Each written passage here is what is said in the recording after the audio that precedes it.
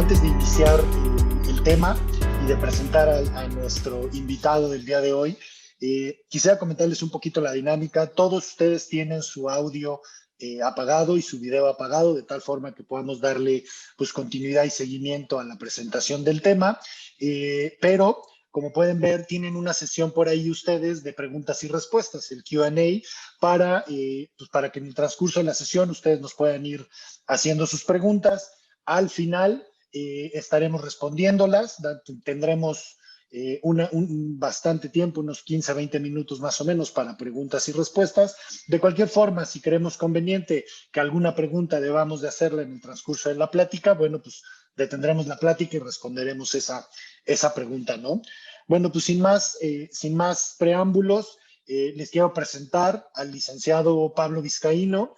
Pablo es asesor, Pablo y su socio Luis Figuereo. Luis no puede estar aquí por causas de fuerza mayor, lamentablemente no está con nosotros el día de hoy, pero Pablo nos va a platicar el tema del reglamento y Pablo ha sido pues asesor legal de la asociación de todo nuestro equipo desde hace ya pues más de 12, 13 meses por ahí, 15 meses, no recuerdo bien.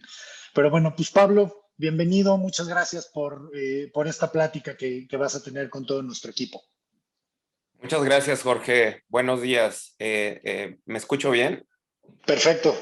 Perfecto. Pues buenos días. Muchas gracias primero a ustedes por la invitación. Gracias por confiar en nosotros para poder ayudarlos en este progreso jurídico dentro de la asociación. Y ahorita, pues, como lo comentas, es de gran relevancia, quizá dentro de un ámbito un poquito más coloquial, porque entendemos que los abogados de repente nos complicamos mucho con el lenguaje jurídico, que no necesariamente es del vulgo común, ¿no? Entonces creo que esto es una gran oportunidad para que dentro de un ámbito un poco más ágil, nosotros podamos resolver dudas que quizá la lectura son difíciles, ¿no?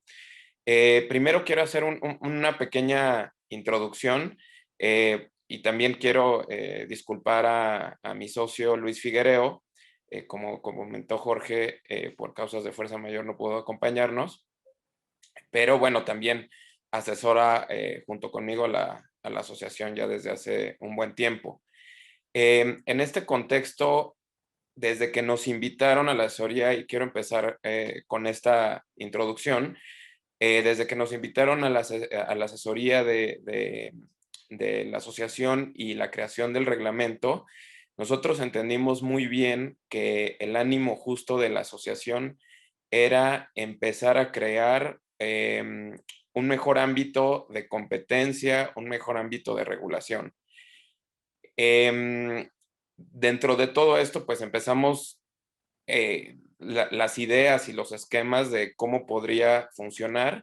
Y bueno, ahorita les voy a empezar a compartir una pequeña presentación para que sea quizá un poquito más visual lo que les voy a decir.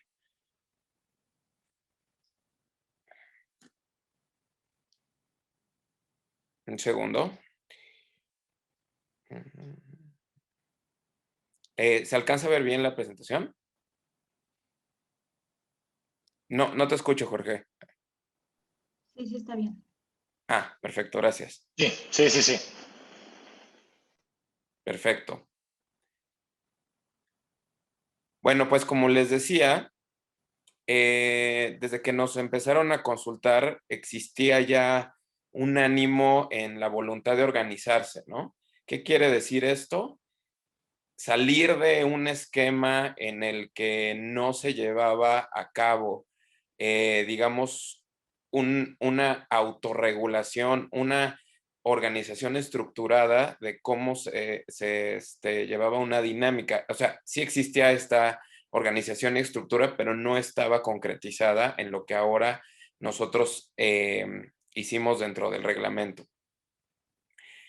Dentro de este ánimo, a ver, primero hay que entender como un antecedente el hecho de que ha crecido dentro de los últimos años todo esto, todo este esquema financiero de intermediación hipotecaria exponencialmente. Entonces es algo que quizá no estaba contemplado desde un inicio que esto iba a ocurrir, pero ante la necesidad de de tanto volumen, pues es normal que justo exista la necesidad también de una regulación para concretizar cuestiones que se van dando en el día a día, como justo una regulación y malas prácticas, ¿no? Entonces, de ahí es que nació esta voluntad de organización entre quienes son los socios de la asociación y mismos que manejan el volumen mayor de intermediación. Ha crecido tanto que entiendo más o menos la intermediación hipotecaria en el esquema de intermediarios se lleva más o menos 60% de los créditos que se tramitan en cada caso, ¿no? Entonces, de ahí es que nace justo esta idea, ¿no? Luego empezamos a hacer, y junto con ellos, el reglamento, estableciendo, pues, mejores prácticas. ¿Y esto qué quiere decir?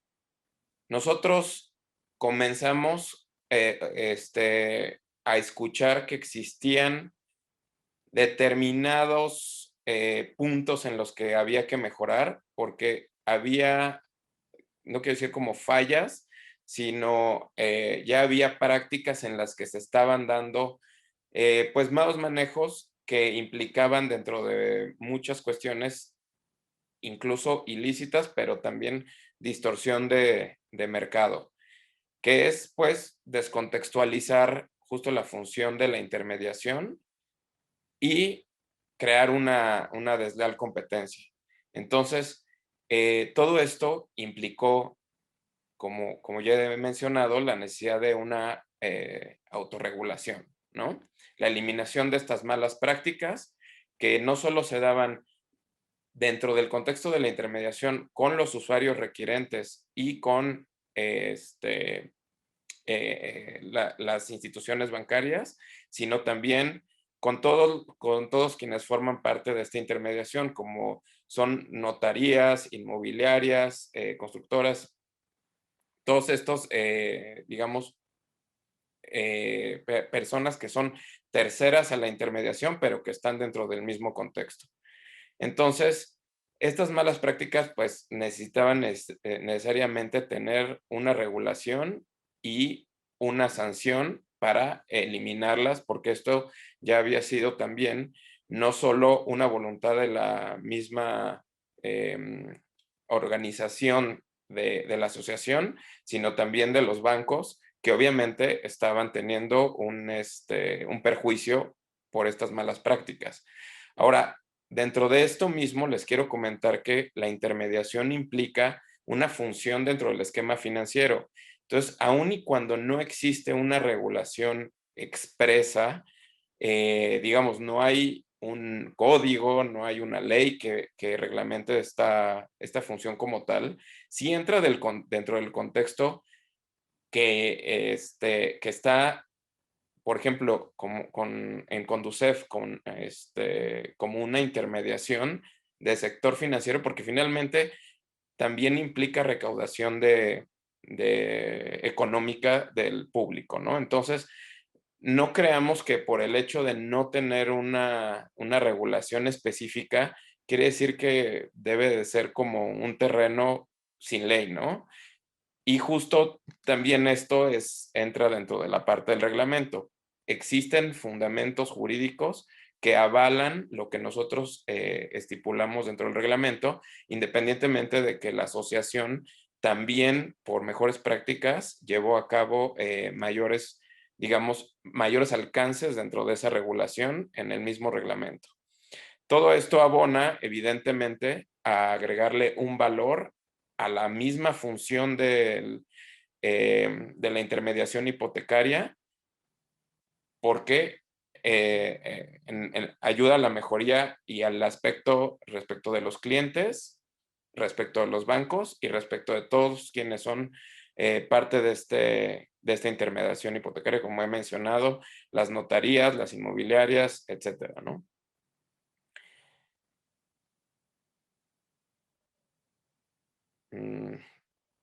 Un segundo. Dentro de la composición del reglamento, no quiero abrumarlos mucho. Lo que les quiero decir es como explicarles un parámetro generalizado de cómo se compone y cómo...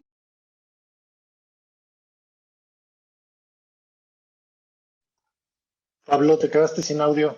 Ah, perdón, se me fue. ¿Ahí me escuchan? Sí, ahí sí te escuchamos, gracias. Como les decía, perdón, yo quiero explicarles el reglamento de forma generalizada, no quiero agobiarlos en temas jurídicos, pero más o menos nosotros ideamos el reglamento utilizando justo una estructura reglamentaria común. En la introducción y los antecedentes que nosotros pusimos, pues es todo el contexto que les acabo de decir de por qué se consideró la creación de ese reglamento. No les voy a repetir evidentemente lo que ya está dentro del reglamento, pero sí les quiero decir que a nosotros nos pareció muy importante que se diera un contexto de por qué existe este reglamento y por qué era la importancia en su reglamentación. Los objetivos de la asociación son muy importantes dentro de este mismo contexto de autorregulación. ¿Por qué? Porque son personas jurídicas privadas que están tratando de realizar una estructura para tener una mejor prestación del servicio y tener, como lo pongo en la imagen, un ganar-ganar y un aspecto de cooperación respecto de todos los involucrados para una mejoría en esa prestación y eliminar todas las malas prácticas, ¿no? Dentro de estas malas prácticas que se dieron en algún momento o que se siguen dando dentro de la prestación del servicio y son las que se quieren eliminar, pues destacan precisamente algunas que incluso son consideradas como delitos, como por ejemplo la falsificación de documentos, la falta de protocolos de prevención de detección de documentos, la conducta u omisión de no informar o reportar detección o sospecha fundada de información falsa, la colusión indebida con funcionarios de instituciones financieras, clientes o personas con conflictos de interés en el sector, la oferta de pagos, dádivas o comisiones a empresas, la vinculación o asociación de un esquema comercial con inmobiliarias, desarrolladoras, evaluadores o notarios, un conflicto de intereses, es decir, muchas prácticas que, como mencioné, implican la distorsión de la misma función de intermediación y provocan un desequilibrio en la operación de la intermediación. De ahí que empezamos a crear las reglas de operación dentro del mismo reglamento, que en términos generales pues son ya las obligaciones concretas y cómo se realiza todo lo que implica la regulación de la asociación, no solo no solo dentro de las estructuras de los master brokers y de los asociados, sino también respecto de todas las personas que están involucradas, terceros, en esta intermediación. Entonces, para destacar algunas, evidentemente está la certificación de los asesores hipotecarios. La certificación está considerada precisamente como un medio por el cual se cerciora de asesoramiento que la persona está cumpliendo con el reglamento y con aspectos éticos en la prestación del servicio de intermediación. Esto es sustancial, ya que le da una regularización a esa prestación del servicio, y las mismas instituciones financieras están confiadas en que dentro del esquema del reglamento se van a respetar estas reglas, y esto va a abonar precisamente a una mejor, no solo intermediación, sino el otorgamiento de los créditos, porque debemos de tomar en consideración que cuando no se da un otorgamiento de un crédito de una forma, digamos, leal o lícita, esto también tiene implicaciones financieras respecto del mercado en general, que son nocivas para, pues, evidentemente para la misma institución financiera y para los prestadores del servicio, ¿no? Entonces, dentro de las reglas de operación, lo que es súper importante es precisamente considerar la certificación de los asesores. Y bueno, como mencioné, se instituye como un medio por el cual la sociedad establece una protección al usuario de servicios financieros, también de protección de datos personales, un control de calidad eficiente y estandarizado en beneficio de las instituciones crediticias y los usuarios requerentes.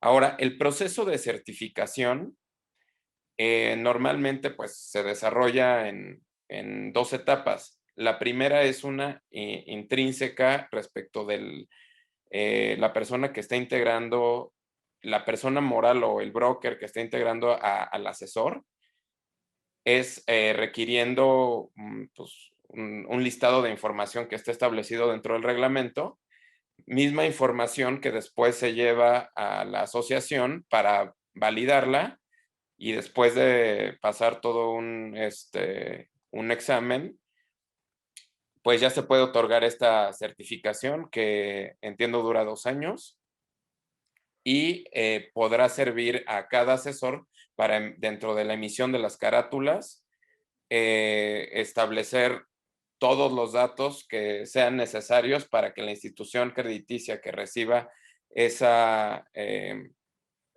requerimiento de crédito esté cerciorado de que se cumplen evidentemente con todos los estándares, como dije, éticos, después de que se tiene esa certificación.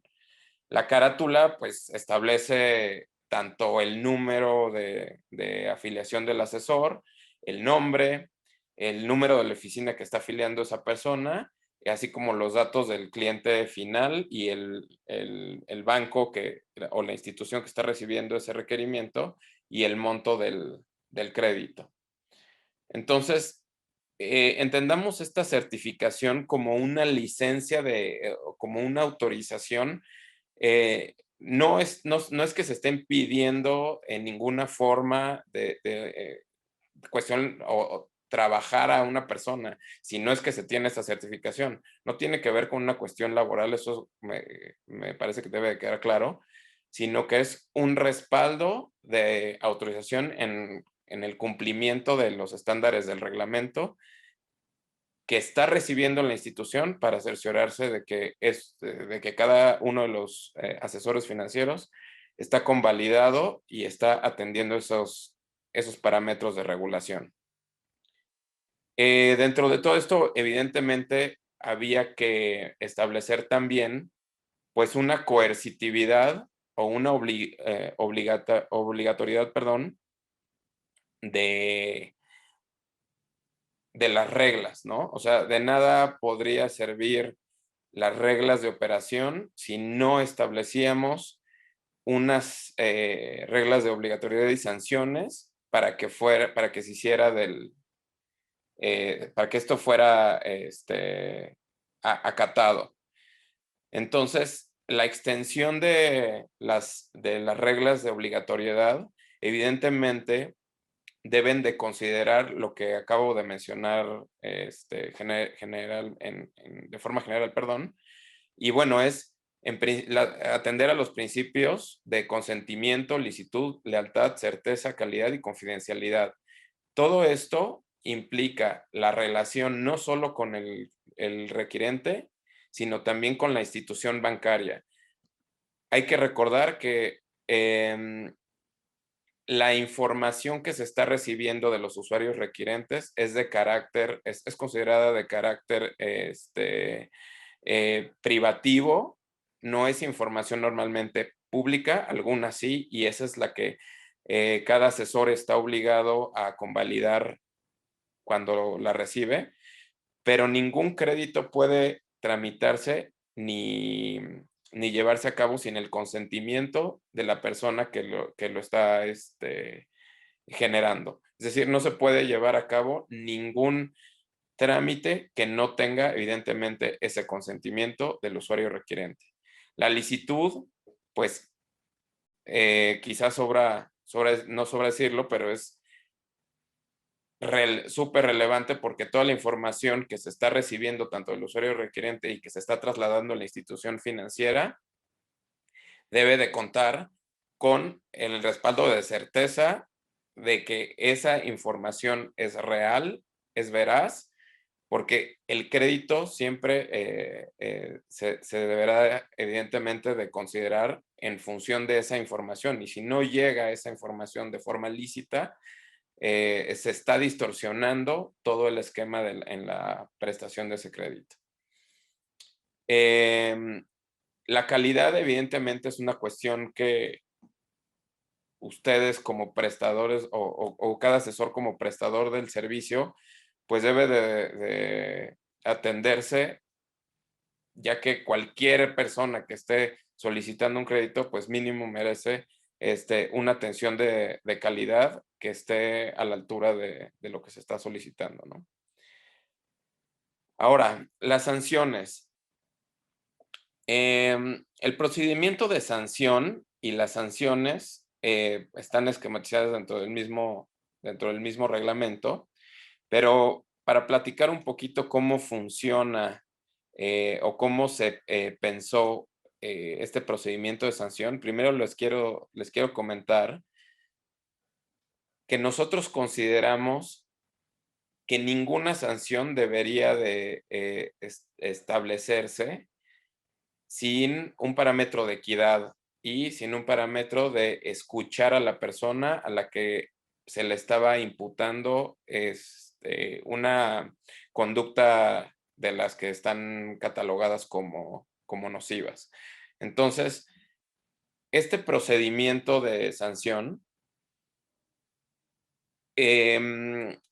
siempre considera escuchar a las partes, y no solo escuchar a las partes, sino también analizar las pruebas que se están presentando.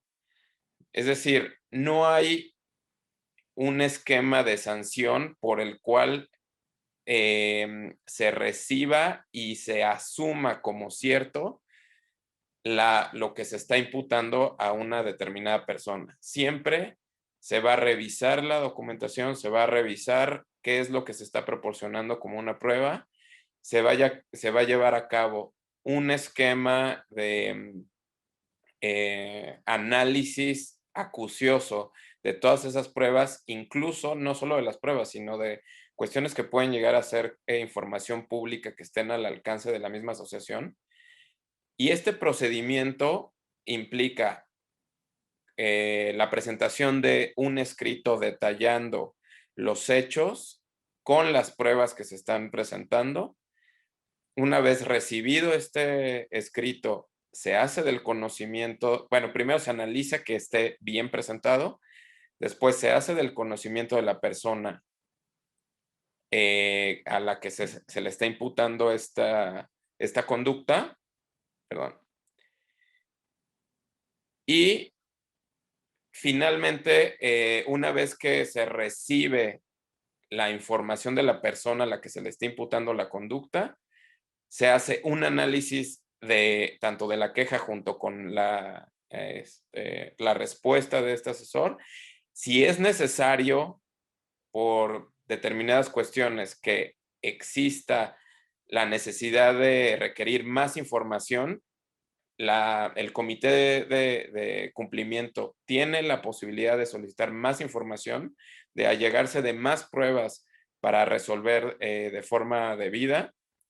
Y una vez que se tiene, digamos, un conjunto de información, ya se puede llevar a cabo dentro del comité una exposición por parte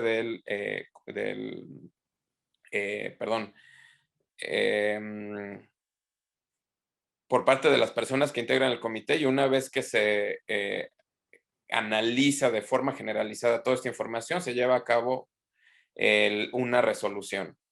Esta resolución se notifica a las partes que están involucradas, al master broker o al broker que está involucrado dentro del esquema, y evidentemente se lleva a cabo el cumplimiento de lo que se haya resuelto, que puede derivar evidentemente en la pérdida o suspensión de la certificación, entre otros sanciones, independientemente de si así se considera y se implica, por ejemplo, la comisión de un delito. Evidentemente esto también podría llegar a la trascendencia de presentarse una sanción ante las autoridades correspondientes, ¿no? En este caso, la presentación de una denuncia. Entonces, básicamente esto es cómo funciona el procedimiento de sanción. El comité de cumplimiento es un órgano colegiado. ¿Qué quiere decir esto? Está conformado por varias personas. Y esto se ideó así para que no sea solo una persona la que tenga la carga de analizar y llevar a cabo todo esto, y que sea solo una persona quien tenga la decisión definitiva dentro de las sanciones, ¿no? Y dentro de todo el manejo en general del comité. Entonces, se contempla dentro del comité de cumplimiento al director general de la sociedad, en este caso Jorge, al oficial de cumplimiento, que en este caso es Diana, al representante legal del master broker implicado y al representante legal de 2 master brokers y o asociados no implicados designados por turno. ¿Esto para qué? Pues garantiza evidentemente que haya una imparcialidad dentro de cualquier cuestión que se decida al seno del comité.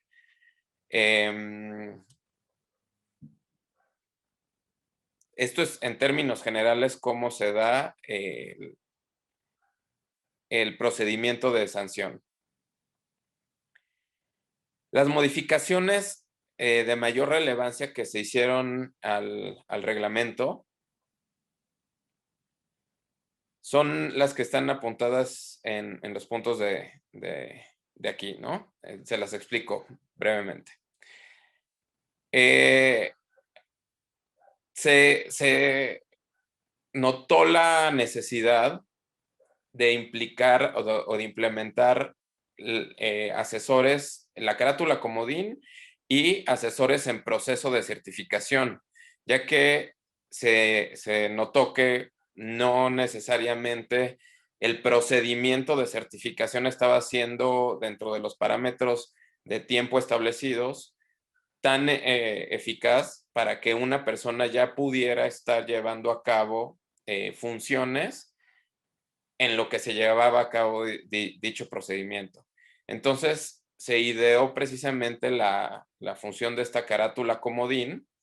Los asesores en proceso de certificación tienen hasta 15 carátulas comodines para empezar a trabajar mientras se está llevando su proceso de certificación. Evidentemente, el proceso de certificación tiene que concluir, y una vez que concluya ese proceso de certificación, el asesor ya puede tener una movilidad incluso de oficina o de master broker, mientras no se puede, y una vez que acaben sus carátulas comodines, no puede seguir elaborando más carátulas. De esta forma, nos cercioramos que el asesor cumpla precisamente con ese proceso de certificación y no se quede una persona siguiendo como asesor sin haber tenido esa certificación. Entonces, en términos coloquiales, es como una autorización provisional que se le da mientras se sigue ese proceso. Ahora, también se implementó la verificación o el cotejo de información como una de las obligaciones sustanciales dentro de la intermediación. Esto ya que empezamos a ver dentro de los procedimientos, muchos de los procedimientos sancionatorios implicaban que el asesor hacía llegar a la institución financiera información que no era fidedigna y que por medios públicos se podía notar que esa información no estaba, no había sido verificada. Entonces, para que quedara claro, toda la información que sea susceptible de verificarse por medios públicos debe de ser cotejada dentro del esquema de la intermediación. No, esto ya no debería de ser ninguna excusa para ningún asesor, ya que dentro de su proceso, una vez recibida la información del cliente, verificada esa información, se traslada para conservar el principio de licitud y de certeza en esa información, y así la información, la institución crediticia puede llevar a cabo su proceso interno con información que sea fidedigna. El cambio de adscripción de cada asesor, también se establecieron restricciones, como lo comenté hace un momento. Un asesor que esté dentro de su proceso de certificación y que no lo haya concluido, está restringido de cambiar de adscripción. También dentro del cambio de adscripción está restringido en llevarse expedientes que ya estén de inicio tramitados por uno de los master brokers. Entonces, esto es una de las nuevas modificaciones al reglamento. El ofrecimiento de beneficios a un usuario requirente no puede en ningún caso ir más allá de 1,000 pesos, ya sea en dinero o en especie. ¿Qué quiere decir esto? No puede haber ningún ofrecimiento por parte de ningún asesor a cualquier cliente para la obtención de ese crédito. Entonces, está acotado a 1,000 pesos. No entraría dentro de este beneficio, por ejemplo, el avalúo que se pudiera ofrecer al usuario requirente. Uno más de los cambios, que está considerado dentro del reglamento es la presentación de las pruebas y la manifestación bajo protesta de decir verdad. ¿Esto qué quiere decir? Algunas ocasiones llegaron quejas que no tenían pruebas porque la persona que estaba presentando la queja no necesariamente tenía la posibilidad de llegarse a esas pruebas. Entonces, se ideó que se hiciera esta manifestación bajo protesta de decir verdad dentro de la queja para cerciorarnos que la persona que estaba presentándola estaba asumiendo con todas sus implicaciones que lo que está manifestando es completamente veraz respecto de la queja. También está la confidencialidad del quejoso. Esto lo hicimos para evitar un riesgo de amenazas, de problemas entre las personas del círculo de la intermediación. Ahora todos los procesamientos de quejas se hacen a menos que la persona que está presentando la queja o la institución que está presentando la queja expresamente manifieste su voluntad de que no tenga un inconveniente en que se ventile su nombre, todas las quejas serán procesadas por medio de la asociación, obviamente conservando los parámetros que ya he indicado de equidad y de investigación para que no haya ninguna irregularidad en el trámite de esas quejas. Bueno, como una nota antes de la sesión de preguntas y respuestas, me gustaría decirles que ninguno de los comentarios dentro de esta exposición pues es aplicable a algún procedimiento que haya ocurrido o que esté en pendiente de resolución ahora o en lo futuro. Entonces, cada procedimiento siempre debe de atender a las circunstancias específicas que se presenten ante el comité y será resuelto en ese sentido.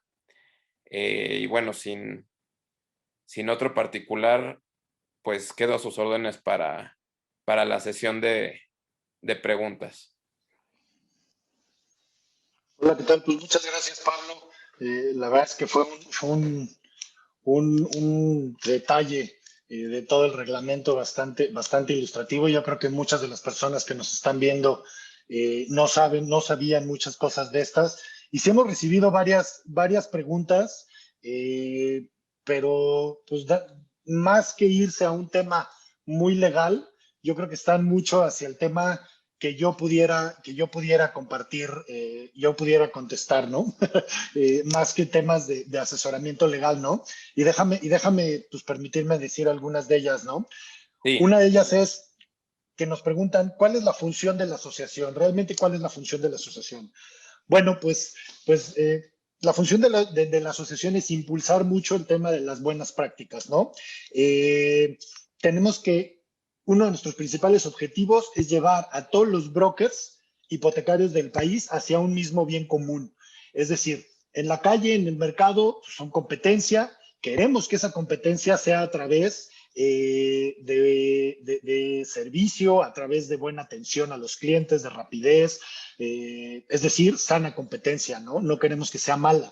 Entonces, pero al final de que en la calle son competencia, también podemos estar unidos para generar un bien común que es impulsar estas buenas prácticas, ¿no?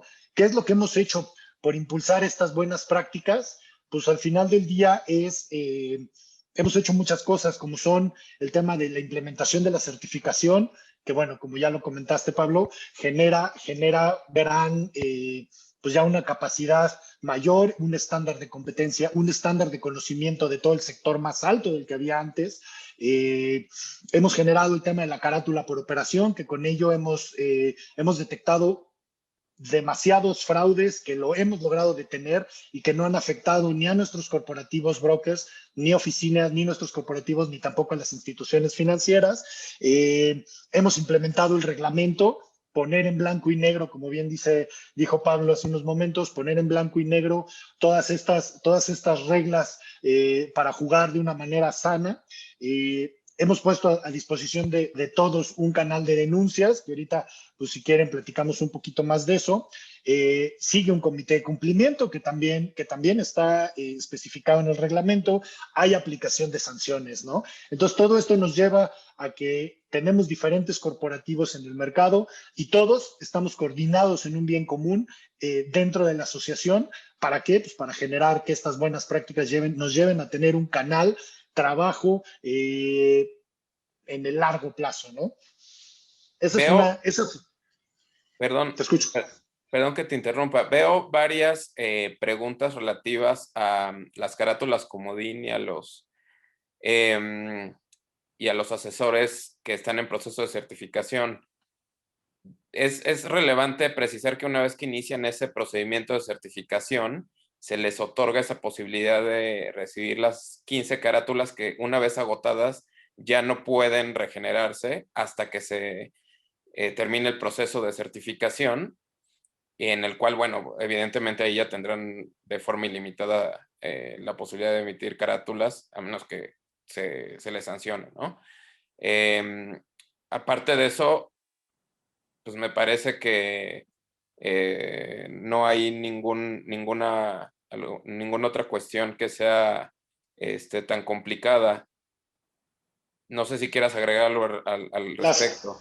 El tema de las carátulas comodín que se preguntaban por ahí es que puedes generar hasta 15 carátulas comodín o 3 meses de vigencia, ¿no? Porque una persona que genera 15 carátulas comodín quiere decir que ya sabe perfectamente lo que está haciendo, ya conoce todos los procedimientos, ya conoce las instituciones financieras, ya conoce los productos, ya conoce el proceso, etcétera, ¿no? Y si también se tarda 3 meses, pues también es un tiempo idóneo para poder iniciar, aprender, capacitarse y después presentar una evaluación. Entonces es por eso que las carátulas comodín tienen o 15 carátulas o 3 meses. Y esto es bien importante especificar, es para únicamente asesores en proceso de certificación, ¿sale? No puede ser el asesor que ya está certificado desde hace 2 años empezar a generar carátulas comodín. No debe de pasar este tipo de cosas, ¿no? Otra de las preguntas que nos hacen es, ¿qué estamos haciendo desde la asociación para hacer efectivo el reglamento? Bueno, este es un tema, yo creo que se complementa con lo que dije hace unos momentos. Lo primero que queremos hacer es generar una cultura, empezar a generar una cultura de buenas prácticas, ¿no? Y esta cultura, primero queremos que se impregne en todos nuestros asesores, en todos nuestros brokers hipotecarios, pero también queremos comunicarla a las inmobiliarias, a los desarrollos, a los notarios, a los valuadores, etcétera, ¿no? Por ejemplo, acabamos de lanzar la iniciativa de broker éticamente responsable. Esto es un tema de generar cultura hacia nosotros mismos y que nosotros mismos somos brokers éticamente responsables, que estamos a favor de las buenas prácticas y que además, como pueden verlo o como lo podrán ver en esta campaña de broker éticamente responsable, qué es lo que hace un broker éticamente responsable, pero también qué es lo que no hace un broker éticamente responsable, ¿no? Otra de las cosas que estamos que implementamos para hacer efectivo el reglamento es el canal de denuncias. Tenemos canal de denuncias. Pueden entrar ustedes al sistema, pueden entrar a nuestra página, dar su login con su ID, con su contraseña. Ahí hay un lugar para dar de alta alguna denuncia. Necesitan, evidentemente, que venga acompañada esta denuncia de la evidencia correspondiente.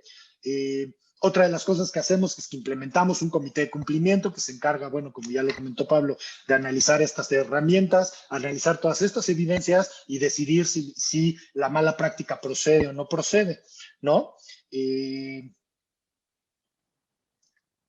Pero pues para esto pues sí necesitamos mucho su apoyo, ¿no? El apoyo de todos los equipos en la calle. Dicen, por ahí leí una pregunta que ahorita el mercado está lleno de las malas prácticas. Lo sabemos, hemos hecho muchas cosas a favor, como todo lo que platicó Pablo ahorita y yo también, pero sí necesitamos de su apoyo. Si no hay una denuncia con una evidencia, pues entonces no podemos actuar en contra de alguien, de estas malas prácticas, ¿no? Entonces necesitamos su apoyo para recibir estas denuncias, y que nosotros le demos el procedimiento adecuado, ¿no? Otra pregunta que tenemos por aquí es, ¿una oficina puede contratar candidatos con historial de haber sido un asesor inmobiliario? Sí se puede, pero lo que no se debe hacer es que lleven las dos funciones al mismo tiempo. Una persona pudo haber sido asesor inmobiliario y hoy en día ya no es inmobiliario y ahora es broker hipotecario. Sí podemos contratarlos. El tema es que no se hagan las dos cosas al mismo tiempo, ¿no? Porque ahí caemos en un conflicto de intereses y esto pues no debe de ser, ¿no? Otra pregunta que tenemos por ahí es, ¿qué herramientas brinda la asociación para realizar validaciones de documentos? Bueno, pues hasta ahora no hemos tenido, no hemos logrado, la verdad es que sí lo tenemos sobre la mesa desde hace un año, pero no lo hemos implementado. Creemos que todo lleva un proceso y el proceso es llevar la carátula, hacer una certificación, poner un reglamento, aplicar sanciones y ahora sí empezar a capacitar también, ¿no? Queremos implementar durante este primer semestre, espero poder cumplir durante este primer semestre, algún tipo de capacitación en términos de validación de documentos. Ya lo tenemos sobre la mesa desde hace tiempo, como les digo. Esperamos implementarlo pues durante este primer semestre, ¿no? Evidentemente con la ayuda de las instituciones financieras, ¿no? Perdón, aquí creo que es relevante decir que hay algunos documentos dentro de la verificación, que es los que se implementó, que son de carácter público. Entonces, por medio de la información que proporciona cada usuario requiriente, puede haber una verificación de determinados documentos, como pueden ser los comprobantes de nómina que estén con el código QR, las altas del IMSS. Es decir, hay algunos documentos que sí son verificables de forma pública, y esos son a los que se refiere esta nueva obligación antes de trasladarlos a la institución financiera, ¿no? Sí, sí, sí, sí, sí, de acuerdo. Tenemos un par de preguntas más. Esperen un segundo, las tengo por aquí. Dice, ¿la asociación también vigila las malas prácticas y negligencias en notarías? No, no tenemos la facultad de llegar a las notarías. Estamos únicamente, o nuestra facultad o nuestro objetivo es dentro de la asociación de los brokers, estas malas prácticas de los brokers, ¿no? Esperemos que en algún momento futuro podamos tener este tipo de sinergias para evitar ese tipo de cosas, tanto con notarías como con inmobiliarias. Pero no, por ahorita todavía no podemos, no estamos por ahí, ¿no? De acuerdo. Una pregunta: es importante aclarar que las carátulas comodín no son para certificaciones vencidas. Por supuesto, eso es importante. Cuando utilizamos una carátula comodín, insisto, es un proceso, es para asesores en proceso de certificación, no es para los que se les venció su cédula. Es decir, al vencer tu cédula, en ese momento, al día siguiente, ya no puedes generar carátulas. Entonces, lo que debemos hacer es que se inscriban de manera anticipada a su evaluación, de tal forma que en el momento en el que se venza, pues ustedes ya estén presentando su evaluación, se suba sus calificaciones al sistema y se actualice, y no tengamos ese break entre un break en el que no puedan generar carátulas, y bueno, pues ese tema es parar la operación, ¿no? No queremos eso. Les pido que lo hagan con anticipación. Nosotros desde la asociación estamos teniendo los calendarios abiertos, tenemos fechas disponibles. Ahorita, por ejemplo, se han estado llenando muy rápido. Enero, febrero, y vamos a abrir marzo tal vez hoy o mañana, se van a llenar muy rápido. Entonces, sean precavidos y tomen en cuenta estos temas para el tema de no interrumpir la operación, ¿no? Tenemos otra pregunta que dice que en el reglamento viene un tema de la sustitución de hipoteca, que es una mala práctica sustituir hipoteca con menos de 12 meses de haberse generado. Sí, ¿por qué está mal? ¿Por qué está mal hacerlo así? Bueno, al final del día, para todos, incluyendo las instituciones financieras, pues esto es un negocio.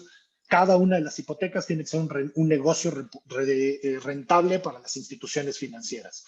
Entonces, si nosotros lo que hacemos es, tenemos a un cliente al cual le ofrecimos un crédito hace 6 meses, y hoy en día agarramos ese cliente y lo queremos cambiar de banco porque le mejoramos las condiciones, bueno, pues para el banco original ese negocio de esa hipoteca no resulta negocio, al contrario, resulta un negocio perdedor, ¿no? Y al final del día, pues las instituciones financieras son nuestros socios estratégicos, nosotros somos el brazo comercial de las instituciones financieras, somos equipo. Entonces tenemos que tener una relación de ganar-ganar. Si les damos operaciones donde no ganen, pues entonces no podemos hacer eso. Entonces tenemos que apoyar también ese tema de los bancos para que ellos tengan operaciones ganadoras y nosotros pues también tengamos una colocación constante, ¿no?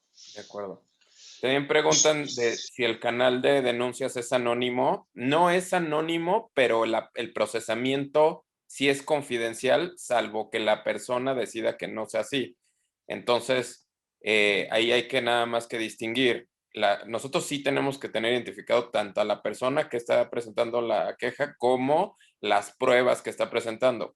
Ya la tramitación va a ser con una confidencialidad respecto a esa persona, ¿no? Es que es Sí, la... perdón, te interrumpí. Sí, es No, cierto, eso es bien, bien importante.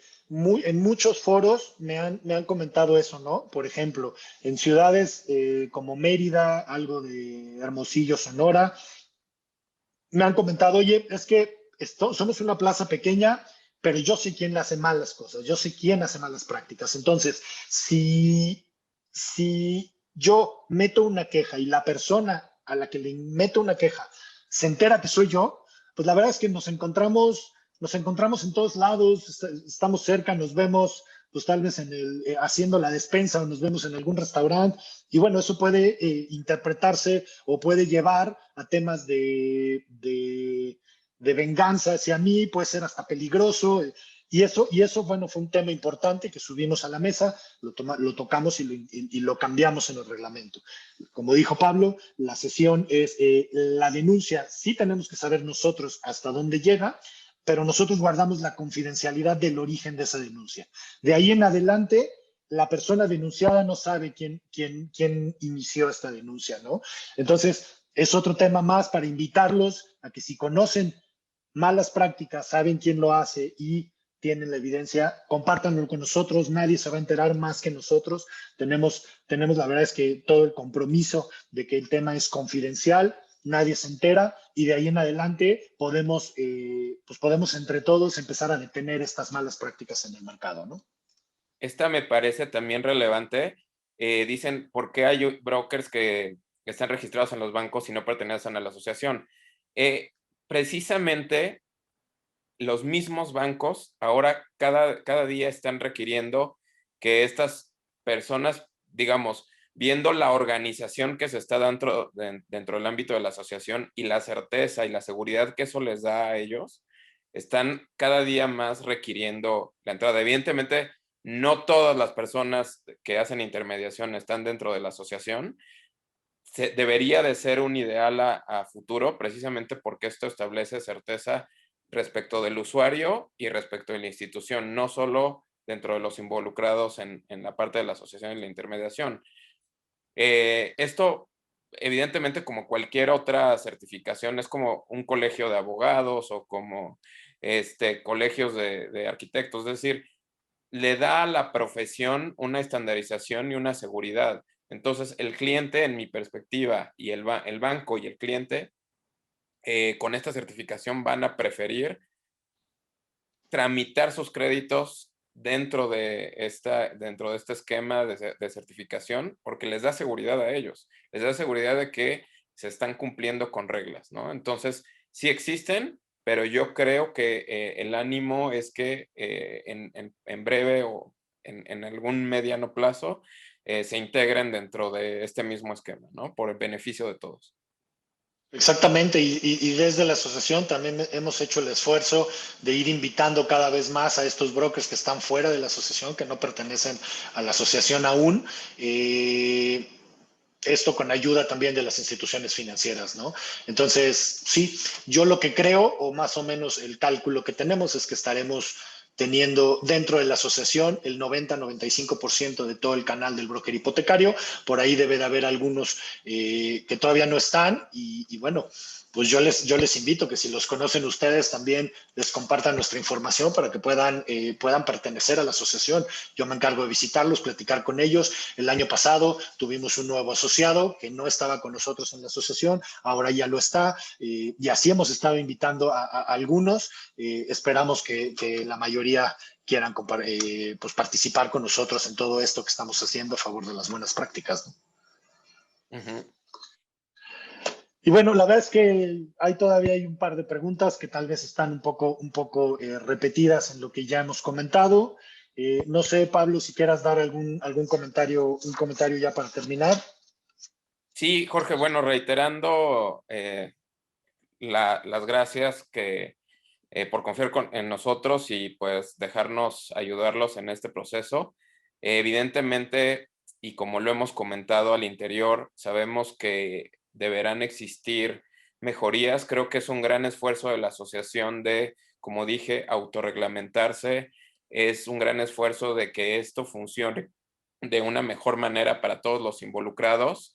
Me parece que es un esfuerzo muy loable que en algún momento tendrá eco respecto de las autoridades. No tengo la duda de por la expansión que se está dando, la intermediación, que esto en algún momento va a tener evidentemente una regulación específica y que será en base a lo que ustedes han iniciado y lo que se está llevando a cabo. Entonces, pues nada, como digo, reiterar las gracias y estamos a sus órdenes para lo que necesiten. Quizá ahí nos llevamos algunas otras preguntas que podremos responder de forma separada, ¿no? Sí, de acuerdo, de acuerdo. Y bueno, pues yo nada más, yo creo que sí comparto esa opinión. Hemos hecho un gran esfuerzo en poner todo esto en blanco y negro, todo lo de las buenas prácticas, el impulso que estamos haciendo desde diferentes foros, pero tenemos áreas de oportunidad todavía, tenemos áreas en donde vamos a mejorar, estoy convencido de eso. Está nuestro compromiso por ahí para mejorar estas áreas y para ser tal vez más específicos en el reglamento y cada vez ir acotando todo ese tema, todo ese actuar de las malas prácticas, lo debemos ir acotando de tal forma que en algún momento podamos eliminarlo, ¿no? O por lo menos reducirlo en la gran mayoría. Y por otro lado, quisiera también recordarles, muchas de las personas muchas de ustedes, de los asesores a nivel nacional, tienen su vencimiento de cédula en breve, durante marzo, durante febrero, marzo y abril. Entonces, les pido anticipen su inscripción a sus evaluaciones para que no tengamos un problema de dejar de dejar de generar carátulas. Y también, mucho ojo, la evaluación, como siempre lo he dicho, ya contiene temas del reglamento. Entonces, hay que darle una repasada al reglamento. No se necesita saber de memoria, no. Hay 4 o 5 artículos que son los que hay que saber, pero sí les pido, denle una repasada al reglamento. Si no repasan el reglamento y no lo conocen, muy probablemente no puedan aprobar la evaluación. Eso es lo que está pasando con muchas de las personas que ya lo hicieron, están reprobando y están reprobando en el tema del reglamento. Entonces, los invito a consultar el reglamento, leerlo. También en internet, en nuestra página web, tenemos la guía de estudio. Ambos documentos los necesitan para poder presentar una evaluación satisfactoria. Y bueno, pues les doy las gracias a todos y cada uno de ustedes que estuvieron aquí presentes con nosotros. Un fuerte abrazo y me reitero a sus órdenes. Muchas gracias y hasta luego. Gracias. Gracias, Pablo. Hasta luego. Hasta luego.